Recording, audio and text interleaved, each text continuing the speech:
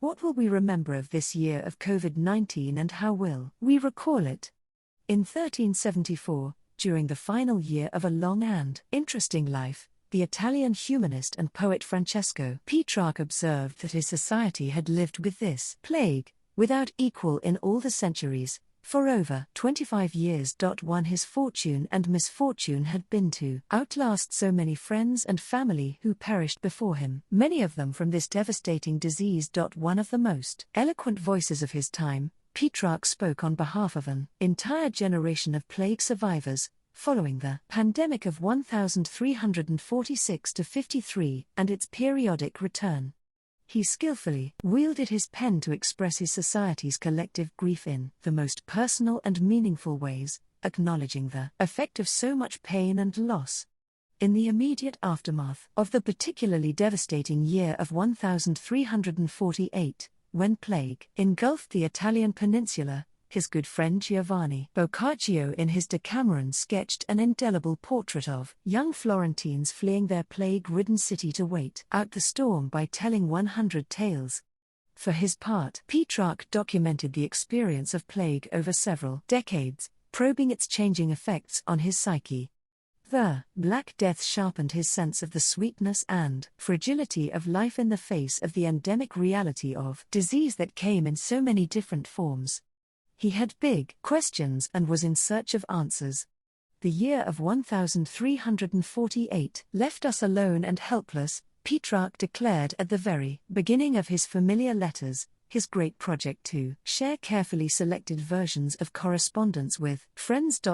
What was the meaning of life after so much death? Had it transformed him, or for that matter anyone, for the better? Could love and friendship survive plague? Petrarch's questions allowed his readers to explore how they, too, felt about these things.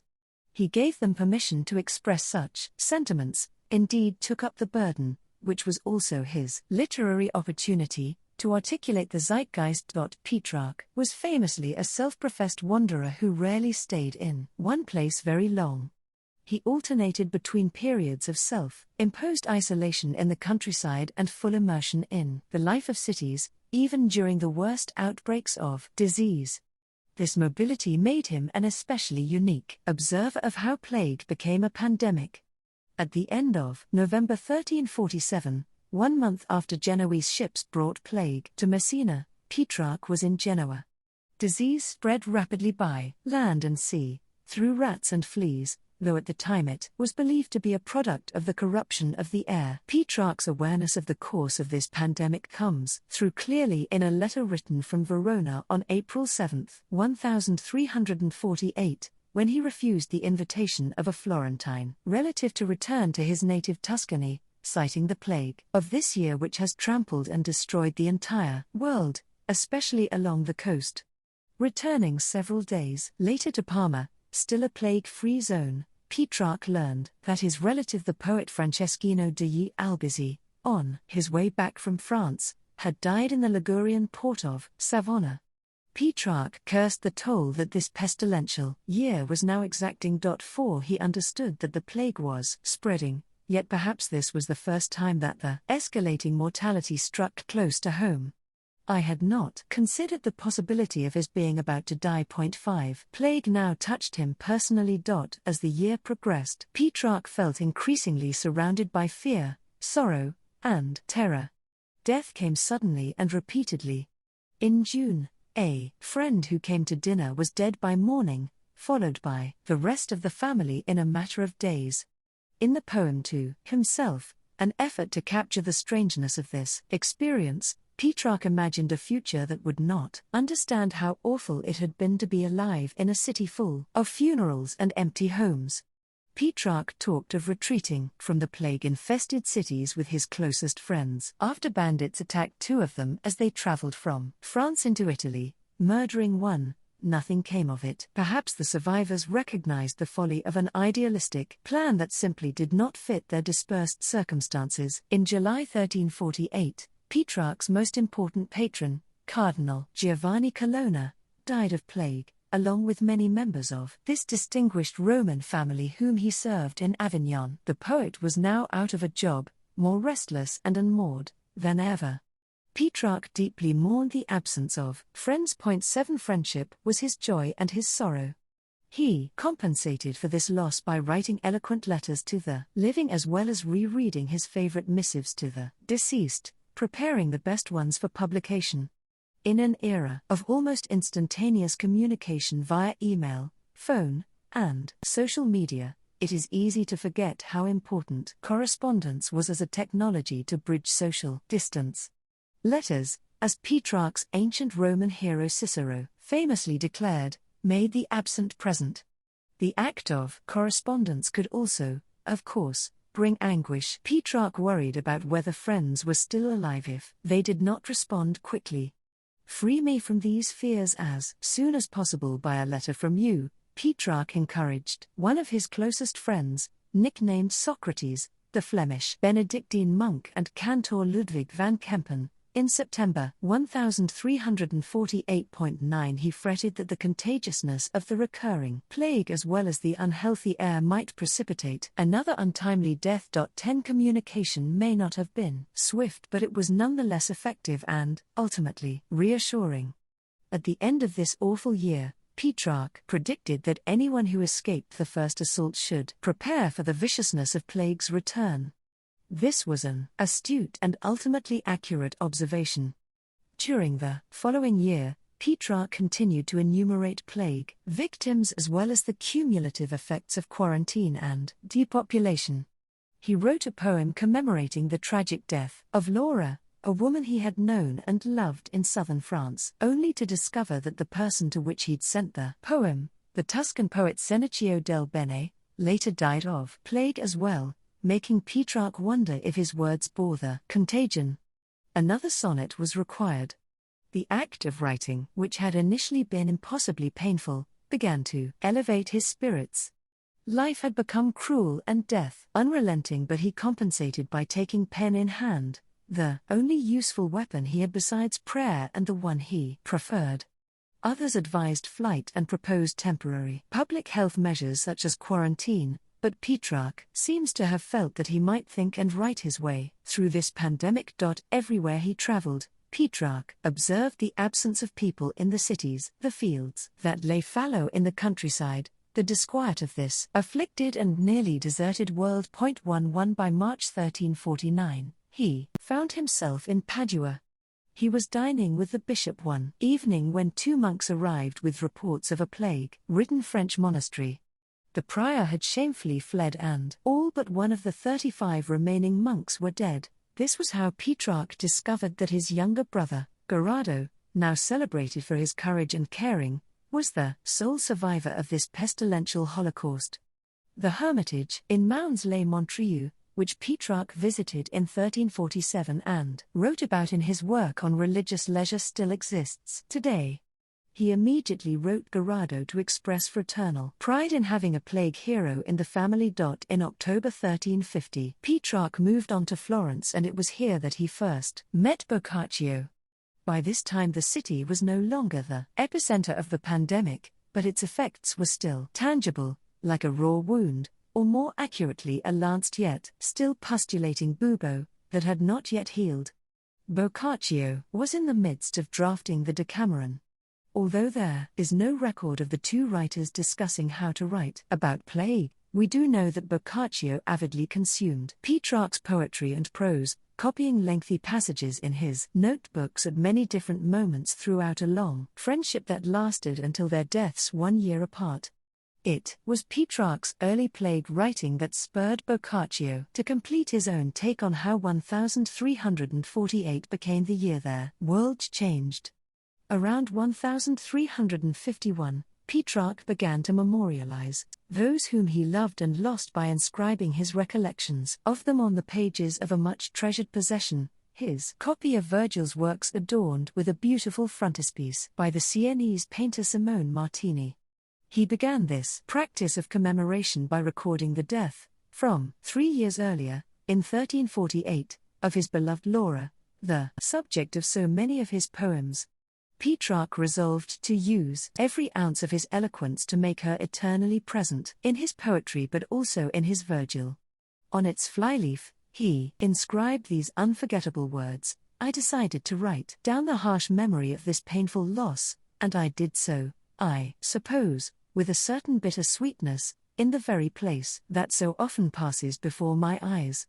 He did not want to forget the searing pain of this moment that awakened his soul and sharpened his consciousness of the passage of time. Boccaccio was among Petrarch's friends who wondered if Laura ever existed outside of his poetic imagination, but he never questioned Petrarch's determination to remember that year as transformative.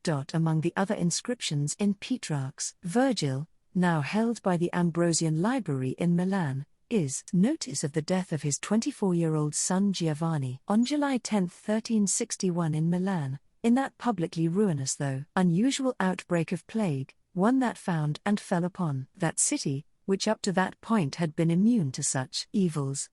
Spared the devastation of the first wave of plague, Milan, where Petrarch had been living since 1353, became the focal point of a second pandemic in 1359–63.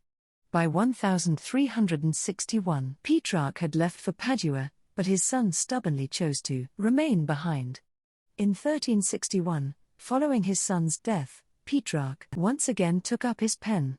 He began his Letters of Old Age, as he called his second collection of correspondence, with a letter to a Florentine friend Francesco Nelli bemoaning the loss of his beloved friend Socrates in that year.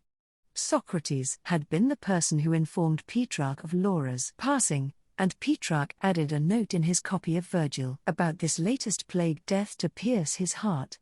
In his Letters of Old Age, he wrote, "I had complained that the year 1348 of our era had deprived me of nearly every consolation in life because of my friends' deaths. Now what shall I do in the 61st year of this century?" 12. Petrarch observed that the second pandemic was worse, nearly emptying out Milan and many other cities. He was now determined to write in a different voice, no longer lamenting but actively combating fortune's adversity. During this second pandemic, Petrarch launched a fierce critique of the role that astrologers played in explaining plague's return and predicting its course. He considered their self-proclaimed truths to be largely accidental. Why do you feign futile prophecies after the fact or call chance truths? 13. He chastised friends and patrons who revisited their horoscopes, considering them a false science predicated on the misuse of astronomical data. As plague spread through the urban centers, a physician friend encouraged the poet to flee to the country air of Lake Maggiore, but Petrarch refused to succumb to terror. Remaining in cities, he began to spend the bulk of his time between Padua and Venice. When plague reached the Venetian Republic, friends renewed their entreaties, leading Petrarch to comment, "It has very often happened that a flight from death is a flight to death." 14. Boccaccio came to visit and decided not to tell him of their mutual friend Nelli's demise, leaving Petrarch to discover his most recent loss when letters returned, unopened. Plague returned to Florence with a vengeance in the summer of 1363. In this heightened atmosphere of renewed anxiety, Petrarch redoubled his criticisms of astrologers who deluded the living with predictions of when the latest pandemic would end. An anxious populace hung on their every word. "We do not know what is happening in the heavens," he fumed in a letter to Boccaccio in September, but impudently and rashly they professed to know. 15. A pandemic was a business opportunity for astrologers who peddled their words to parched minds and thirsty ears. 16. Petrarch was hardly alone in pointing out that the astrologers' conclusions had no basis in astronomical data or the spread of disease. They sold false hope and certainty in the marketplace. Petrarch longed for a more reasoned response to pandemic with better tools than the science of the stars. What then of medicine? Petrarch was famously skeptical about physicians who claimed too much certainty and authority. He believed that physicians, like everyone else, needed to acknowledge their own ignorance as a first step towards knowing anything. Ignorance itself was pestiferous, a disease to be rooted out and eradicated, even if there was no vaccine. 17. While professing great respect for the art of healing, He had no patience with what he slyly dubbed pestilential incompetence in his invectives against the physician. 18 Plague alone did not reveal medicine's failure, but it brought its limits into stark relief. Petrarch befriended some of the most famous physicians of his age and stubbornly debated their advice regarding his own health as he aged. When today I see young and healthy doctors falling ill and dying everywhere, what do you tell others to hope for? 19 Petrarch expressed this sentiment in a letter to the famous Paduan physician and inventor Giovanni d'Andi upon hearing of the premature death of the Florentine physician Tommaso del Garbo in 1370. Del Garbo wrote one of the most important plague treatises of the 14th century, dedicated to preserving the health and well-being his fellow Florentines after his experience of the first pandemic. Ultimately, he succumbed to this disease. In the end, physicians were as human as anyone else. Their learning did not confer any greater immortality on them or their patients. Petrarch continued to live, following some but not all of the medical advice he received, especially for the discomforts of scabies, a skin ailment he described as quite the opposite of a brief and fatal illness such as plague. I am afraid that it is a long and tiring 1.20. Although he did not believe that medicine had any special powers of salvation, he respected the combination of learning, experience, caring, and humility that were the hallmarks of the best medical practitioners. Like his brother Gerardo, who cared with faith rather than medicine, and unlike the astrologers, who manipulated data to fulfill their prognostications, good, honest doctors were also his plague heroes. Writing from Venice in December 1363, Petrarch noted some flattening of the curve where he was but did not think the plague had ended elsewhere. Still it rages widely and horribly, he wrote. 21 Offering a vivid portrait of a city unable to bury its dead or properly mourn, he observed the latest tragedy but no longer openly grieved. It seems he was learning to live with plague. In 1366, Petrarch brought to conclusion his Remedies for Fortune Fair and Foul, which included a dialogue about plague. I dread the plague, proclaims fear, ventriloquizing the escalating anxiety about this omnipresent danger. 22 Petrarch's reason pragmatically observed that fear of plague is nothing but a fear of death. 23 In a moment of dark humor, he joked that it was better to die in so much good company during a pandemic than to die alone. As for the survivors, Petrarch could not resist pointing out how many of them were undeserving of their good fortune. The good perished while this vermin, so hardy that no plague, not death itself, can exterminate them. 24 Endured. No one said plague meted out death with any justice. A year later, in 1367, Petrarch returned to Verona, the place where he'd joyfully rediscovered Cicero's lost letters in a monastic library in happier times, and where he'd heard of Laura's death so many years ago. The city had suffered greatly during the second pandemic, but there were signs of revival underway. Nonetheless, he could not say in all honesty that Verona, or indeed any city that he knew, was as magnificent and prosperous as it had been before 1348.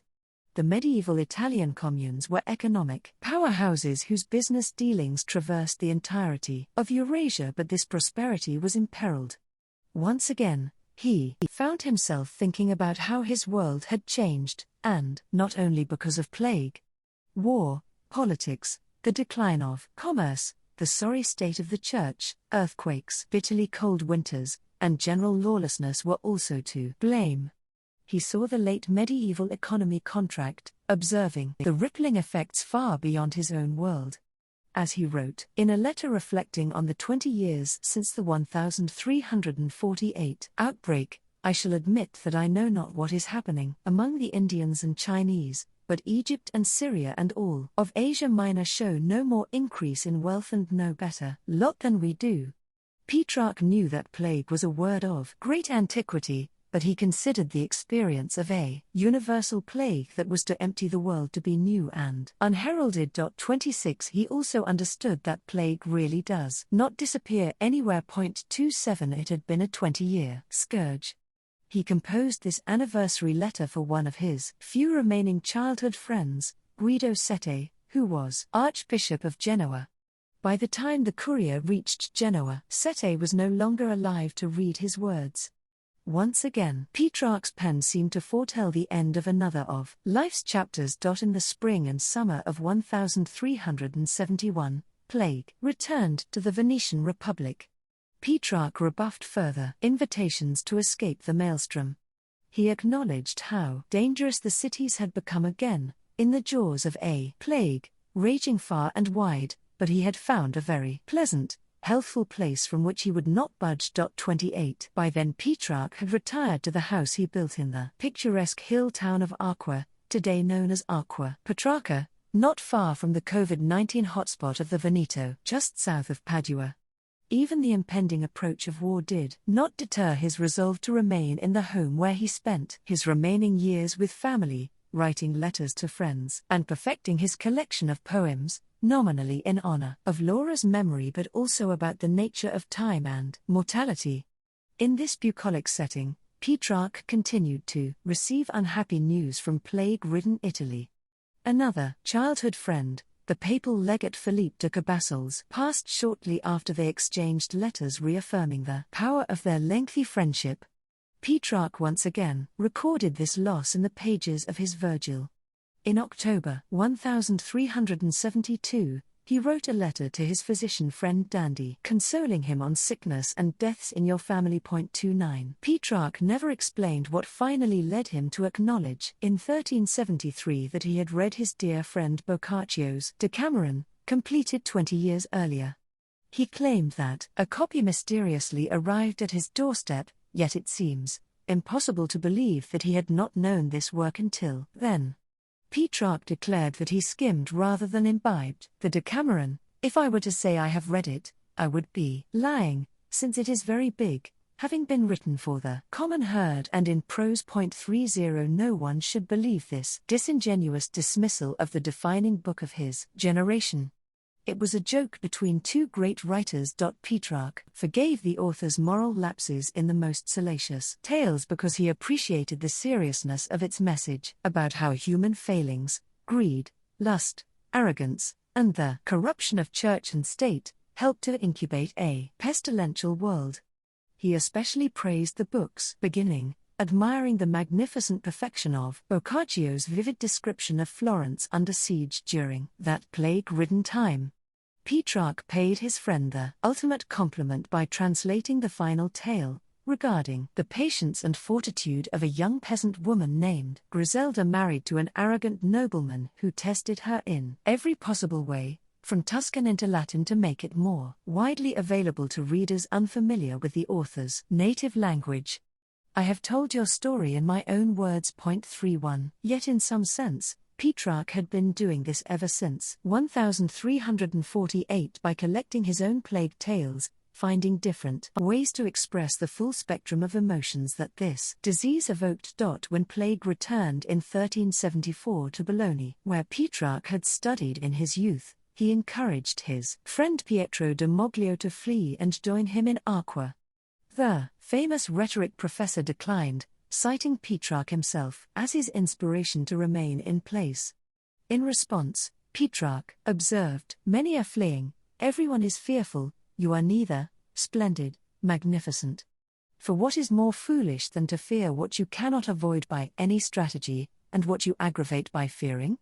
What is more useless than to flee what will always confront you wherever you may flee?" Nonetheless, he wished for his friend's companionship in the wholesome air of Aqua, without promising that it would remain a sanctuary. 33. Echoing the predominant understanding of plague as an illness spread by the corruption of the elements that produced miasmas of disease, Petrarch remarked that air was a treacherous, unstable element. Petrarch died in July 1374, but not of plague, having finally succumbed to various ailments that tormented him in his final years. In his will he left 50 gold florins to his physician friend Dandy for the purchase of a small finger ring to be worn in my memory, 35 and 50 florins to Boccaccio for a winter coat for his studies and nighttime scholarly work. 36. Boccaccio would outlive his friend by little more than a year, passing away in December 1375, probably from heart and liver failure. Petrarch's writings, in both form and content, would go on to greatly influence 15th and 16th century Italian literature, history, and philosophy, and the Italian Renaissance in general. Indeed, some have described him as the father of the Renaissance for articulating so eloquently why antiquity mattered for his own times. Today, in the midst of a pandemic, it is his engagement around the effects of plague which resonates most acutely, as may also have occurred during other disease-ridden periods since the 14th century, when readers rediscovered Petrarch's plague letters, dialogue, and poetry. Revisiting Petrarch in these months has made me wonder how we will remember 2020, a year in which disease once again connects many different parts of the world. Our family and friends do indeed create a strangely personal landscape of pandemic, but we also bear witness to the larger forces at work that created our moment. Who will write its story?